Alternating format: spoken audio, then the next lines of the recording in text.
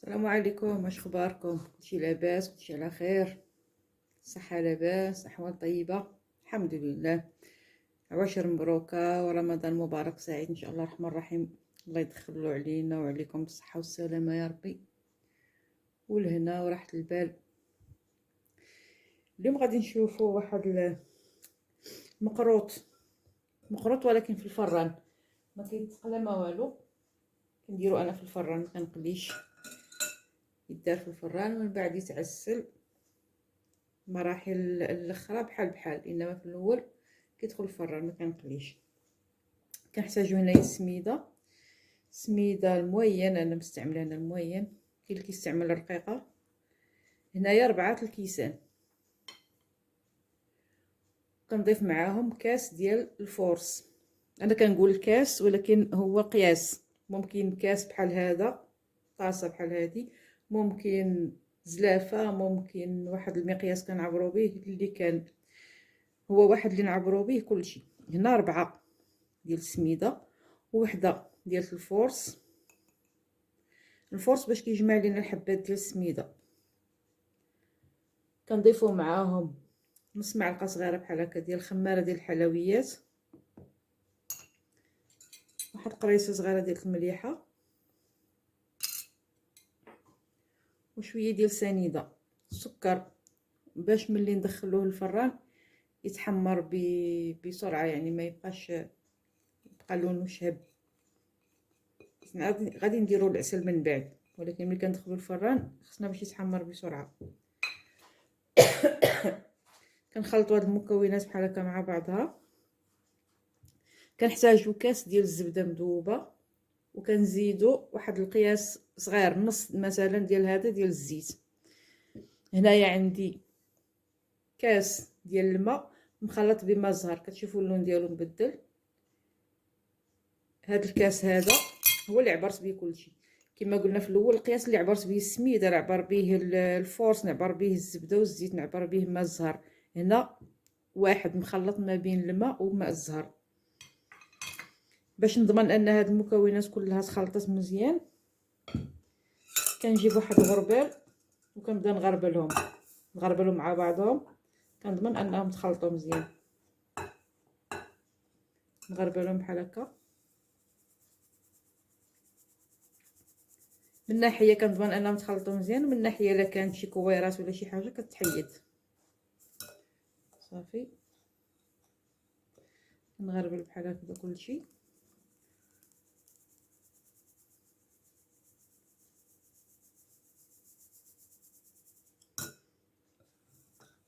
الفورس هو اللي كما قلنا كيلي لينا هذوك الحبات ديال السميده، كيلمها، كيساعدها باش ترتبط، تجمع دغيا.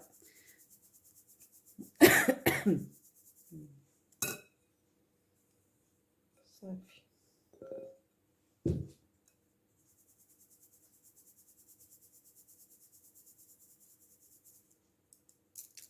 الحبات ديال السكر اللي غلاض بقاو هنايا.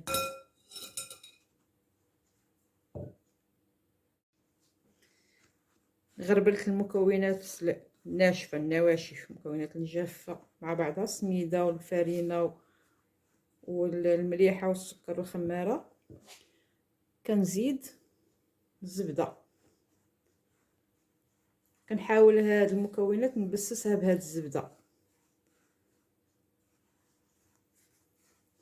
كنخوي وكنخلط. نقدر ندير يدي الا بغيت، نقدر نبقى بحال هكذا بلا سباتولا نجمع.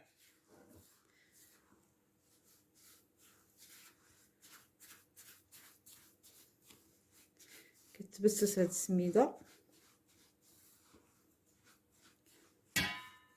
هنايا كنضيف هذاك نص قياس ديال الزيت،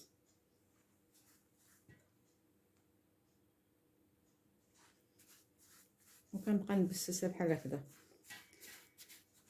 باش الحبات ديال السميده كلها تلبس بالزبده بالماده الدهنيه، يعني الزبده والزيت. الخماره ما نخافوش منها، لان ما كتخمر وما والو. هذا المخلوط نخافوش منه يتنفخ ولا يتشتت في الفران ولا حاجه، نو، غير كيولي كيبقى هشيش ملي كيطيب.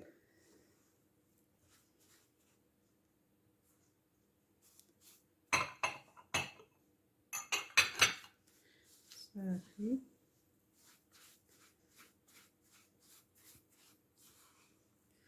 نحاول نشوف واش كلها السميده خدت الزبده.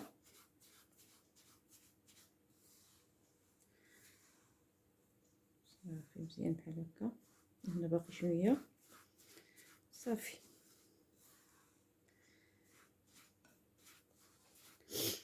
غادي نعجنوها بالماء اللي مخلط مع ماء زهر. كاين اللي كيدير غير الزهر بوحدو، ماء زهر بوحدو، وكاين اللي كيخلط معاه شويه ديال الماء بحال اللي درت انا هنايا.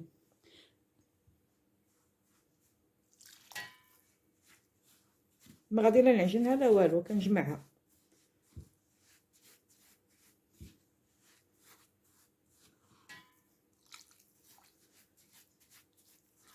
السميده كتشرب من بعد. ما زهر جايباه معايا انا من تونس، مقطر في تونس. كاين القراع كيتباعوا هنايا عند العطار، كاين كلشي. ملي كنا في تونس جبت معايا قرعه فيها شي 2 لتر يمكن، ولا كيقطروا بحال اللي كيقطروا الزهر عندنا في فاس وفي طنجة. صافي.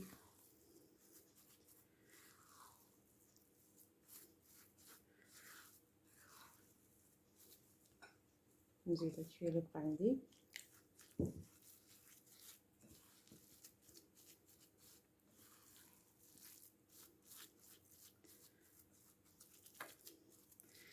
نخليها بحال هكذا ترتاح، ما غات لا تخمر لا حتى شي حاجه، ترتاح يعني باش نلقى انايا الوقت فين نخدم الحاجه الاخرى.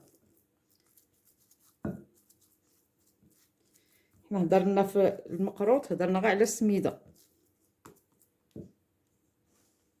نخليوها جانبا. دابا غادي نتكلموا على المكون الثاني ديال المقروط اللي هو التمر.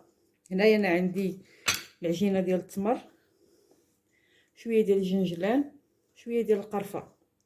الكاسرونه اللي ذوبت فيها الزبده غادي ندير فيها هاد التمر، ونضيف عليه هاد المكونات الجنجلان والقرفه، ونزيد واحد المعلقه ديال الزبده وما زهر، ونعجنو مزيان تنتحصل على عجينه متجانسه اللي نقدر نشكلها. ونعاودو نتلاقاو باش نمشيو فين. انا غادي نخدم التمر ونرجع معاكم. ها انا رجعت مره واحده اخرى. العجينه ديال التمر عجنتها كما قلت معكم بهذيك المكونات اللي ضفت فيها الجنجلان والقرفه والزبده وما زهر، وسرحتها بين هاد 2 ورقات بالمدلك بحال هكا باش ملي نبغي نخدم بها تجيني سهله. صافي. غادي نحطوها جانبا ونرجعوا للعجينه ديالنا. المول اللي غادي نخدم به هو هذا. ممكن نديروا واحد مدور بحال هذا، ممكن واحد مربع مستطيل على حساب اللي متوفر عندك. العجينه غادي نحاولوا نقسموها على نص، ناخذوها نصفين بحال هكذا. النص الاول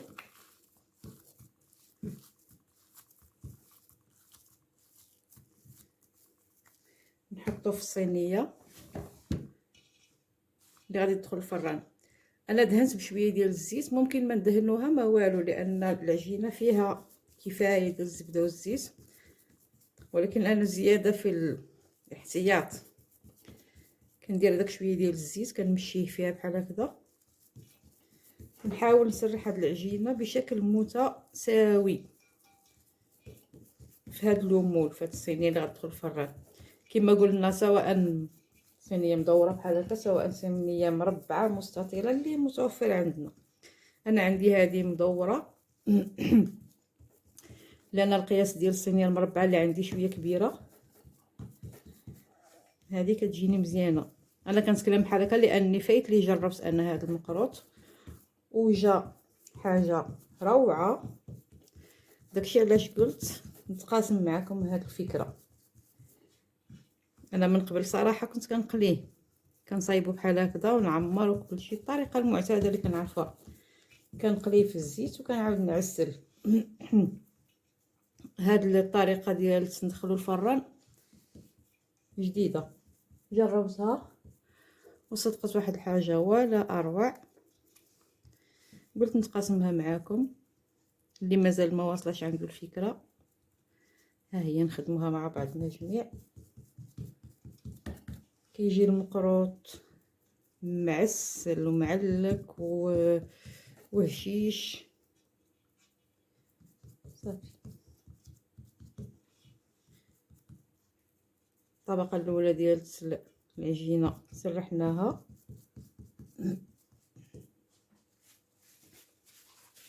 ناخذ ورقه نمسح يدي.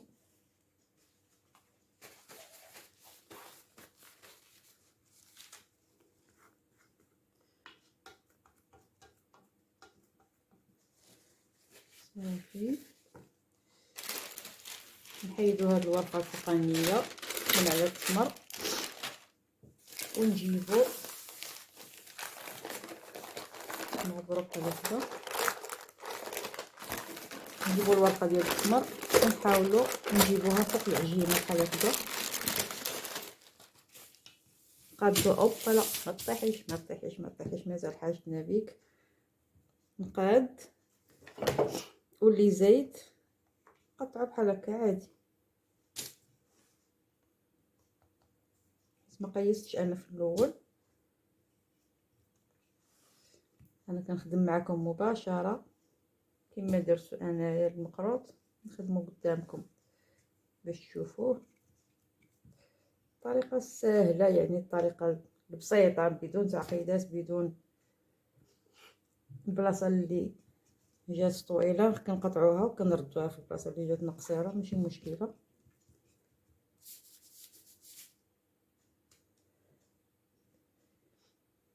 حيت خص كل هالبلايص ديال السميده تكون واصلها التمر. اللي درناه بالتمر اليوم مره اخرى نديروه باللوز ولا بالكاوكاو كيجي زوين صافي. البلايصات اللي كيبانوا شويه بيضين يعني راه السميده ما مغطياش بالتمر، كنزيدو فيها شويه شويه عادي صافي. كنحطوها جانبا، ونفس الورقه اللي كنا سرحنا فيها التمر غادي نسرحوا فيها النصف الثاني ديال عجينه السميده. هاد الكويره ديال التمر اللي شاطت نخبيها، نخدم بها حاجه واحده اخرى، نستعملها في شي حاجه واحده اخرى ان شاء الله. هذه غادي نحيدها جانبا، وغادي نجيب النصف الثاني ديال العجينه نسرحو بين هاد جوج ورقات. خديت العجينه كامله نحاول نشكلها كويره دائره بحال هكذا، نساعد بيدي. التمر كيبقى لاصق هنايا. نجيب الورقه الثانيه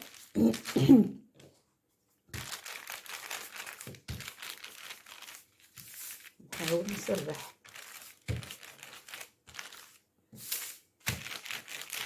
علاش الورقه؟ لان غتساعدني باش نهزها ونحطها فوق الطبقتين الاولين اللي درت. كنحاول نجيبها بقاده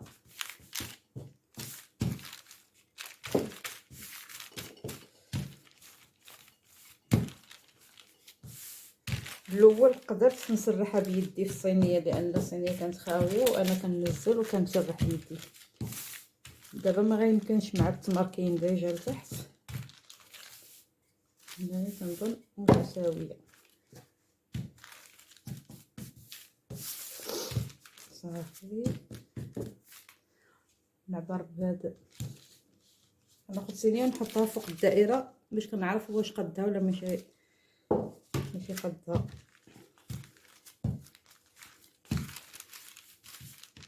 العجينه راه خلاص مغطيه بالورق ديال الزبده، الا حطيت فوقها الصينيه ما غيوقع لا والو صافي. نعاود نمسح يدي.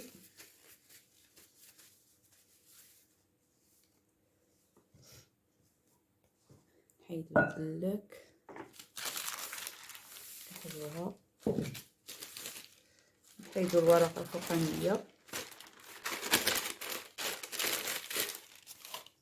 ونجيبوها بحال هكا.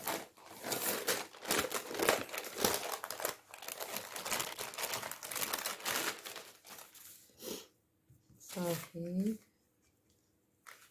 تمت العملية الحمد لله بنجاح. غير نحاول نقاد بيدي البلايصات اللي بقاو شويه مشينتفين ولا حويجه بحال هكا. صافي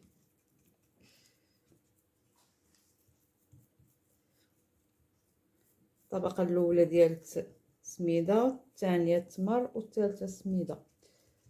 بلاصه التمر قلنا ممكن نديرو اللوز، ممكن نديرو كاوكاو، ممكن نعمرو باش ما بغينا، او ممكن التمر نخلطو معاه كاوكاو او اللوز، ممكن كل حد على حسب المتاح.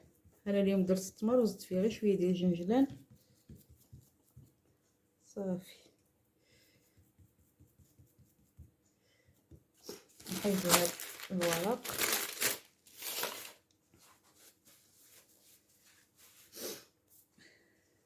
الان غادي نشكلو المقروط. دابا درنا العجينه نشكلو المقروط.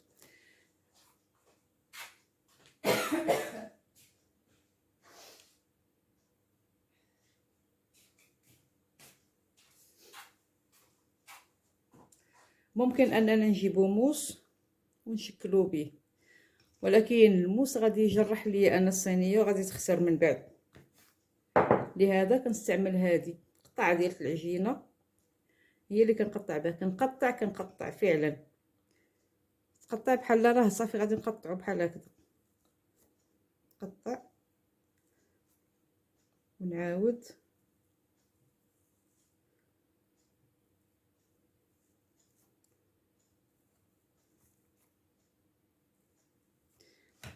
نعاود.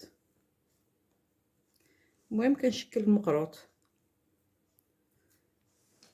وبهاد القطاعه اللي هي بلاستيك، ما غاديش تجرح لي الصينيه، حيت الصينيه الا تجرحات كتخسر كتولي.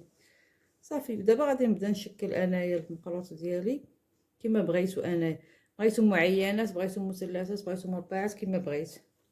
ونحاول ندير فيه نقيشات بهذا المنقاش ديال الكعك.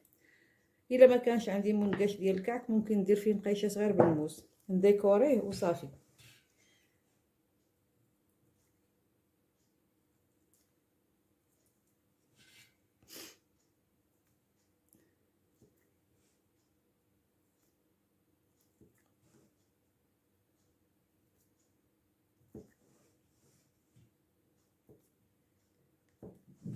نكمل هاد العمليه بحال هكذا، تنشكل المقروط كامل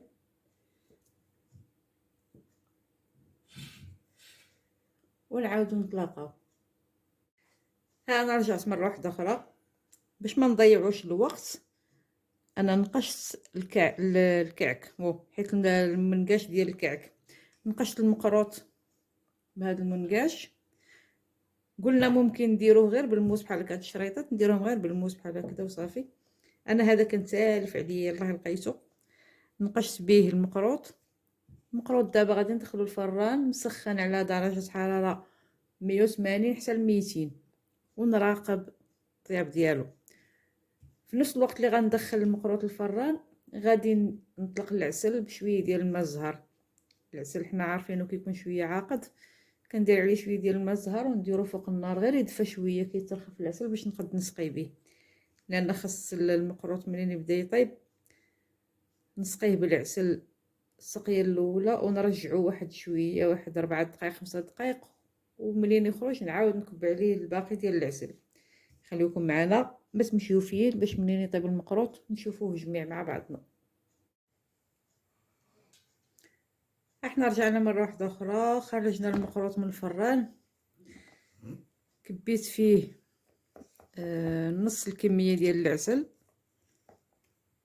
وهو باقي في الفران، واحد 3 دقائق تقريبا خليته في الفران وزدت فيه العسل. دابا كنحاول هذوك التقطيعات اللي درت في الاول كنعاود ندوز عليهم بحال هكذا ونزيدو بقيه العسل ونحطو في واحد البلاصه ونخليه، حيت خاص هاد العسل يتشرب كامل من المقروط. غنزيد فيه شويه ونخليه.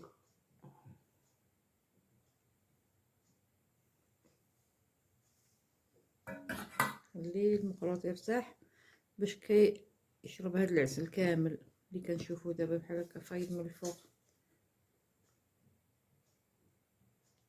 ملي يتشرب ونبغي نقطعو نعاودو نتلاقاو مره واحده اخرى باش نمشيو فين باش نشوفو النتيجه النهائيه ديال المقروط. باقي سخونه هذه، نخليوها تبرد وترتاح وتشرب العسل كامل ونعاودو نتلاقاو. احنا رجعنا مره واحده اخرى، المقروط شرب العسل، انا قطعته طريفات نوريكم كيفاش كيجي. شارب العسل محمر بالصحه والراحه.